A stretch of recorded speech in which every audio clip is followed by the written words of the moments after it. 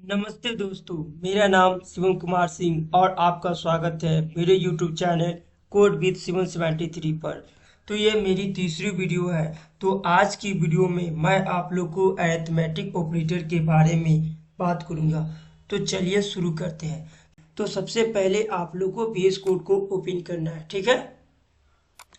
VS code को open करना है तो VS कोड को ओपन करने के बाद आप लोग को एक फोल्डर बनानी है।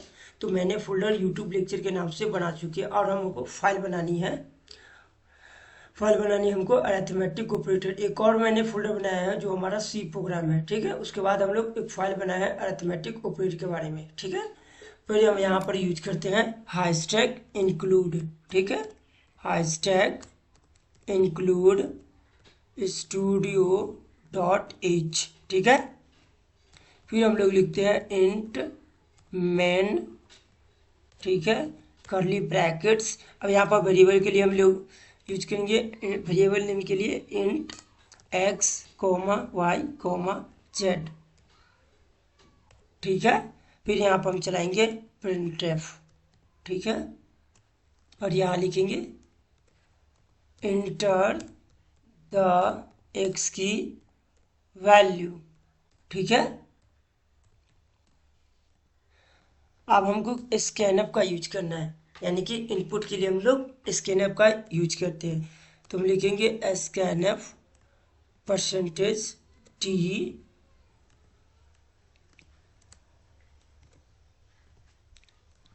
अब हमको दूसरी वैल्यू चलानी है तो उसके लिए फिर हम यूज करेंगे प्रिंटफ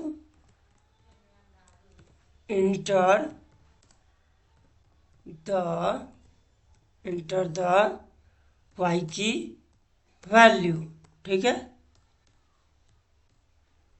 वाई की वैल्यू। फिर हम लोग लिखेंगे स्कैनफ और यहाँ लिखेंगे परसेंटेज टी, वहाँ पर लिखेंगे वाई और यहाँ पर हम लिखेंगे जेड, यानी कि एडिशन के लिए यूज करना है। तो एडिशन के लिए हम लोग वेरिएबल नेम क्या दिए हुए हैं, जेड दिए हुए थे। जेड के लिए हम एडिशन की वैल्यू के लिए हम लोग लिखते हैं एक्स प्लस वाई, ठीक है।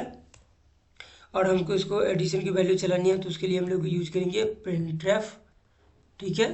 और यहाँ पर लिखेंगे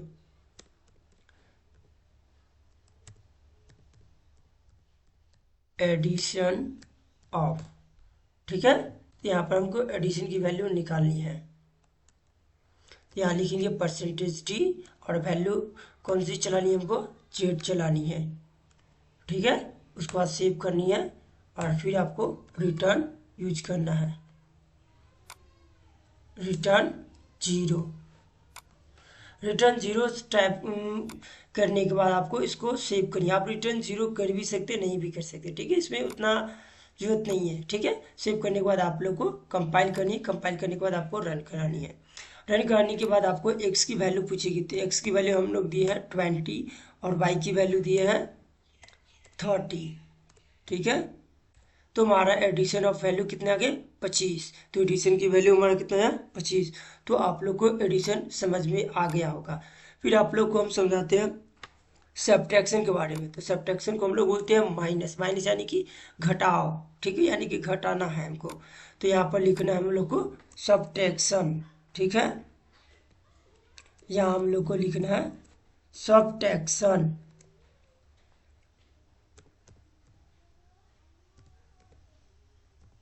सब्ट्रैक्शन की वैल्यू, ठीक है। और इसके बाद हम लोग कर देंगे सेव। उसके बाद हम लोग करेंगे कंपाइल, उसके बाद करेंगे रन। तो यहाँ पर आपको पूछ रही है एक्स की वैल्यू हम देते हैं 25 और वाई की वैल्यू देते हैं 30। तो हमारा आ गया 20, ठीक है। तो आपको समझ में आ गया होगा सब्ट्रैक्शन, ठीक है।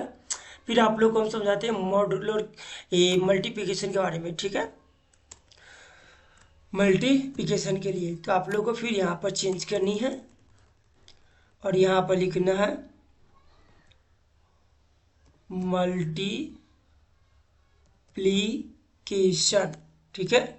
मल्टीप्लिकेशन करने के बाद आप लोग को चेंज करने के बाद आपको सेव करना है। उसके बाद कंपाइल करना है और रन करनी है। रन करने के बाद आप लोग को x की वैल्यू पूछेगी, तो x की वैल्यू हम लोग देते हैं 20 और y की वैल्यू देते हैं 2। ठीक है, तो हमारा 24 आ गया मल्टीप्लिकेशन वैल्यू करके। ठीक है, तो आपको मल्टीप्लिकेशन समझ में आ ही गया होगा। फिर हम लोग नेक्स्ट ऑपरेटर हमारा है डिवीजन। ठीक है, तो हम लोग डिवीजन का ऑपरेटर लगाते हैं, उसके बाद यहाँ पर भी आपको चेंज करनी है। ठीक है, यहाँ पर आप लोग को देनी है डिवीजन। ठीक है, डिवीजन की टाइप करने के बाद आप लोग को फिर इसको सेव करनी है और उसके बाद कंपाइल करने के बाद आपको रन करनी है। तो रन करने के बाद आपको लोग को x की वैल्यू पूछेगी, तो x की वैल्यू हम लोग देते हैं, x की वैल्यू हम लोग देते हैं 12 और y की वैल्यू देते हैं 30। तो हमारा डिवीजन की वैल्यू 4 आ गया। ठीक है, तो आपको डिवीजन समझ में आ ही गया होगा।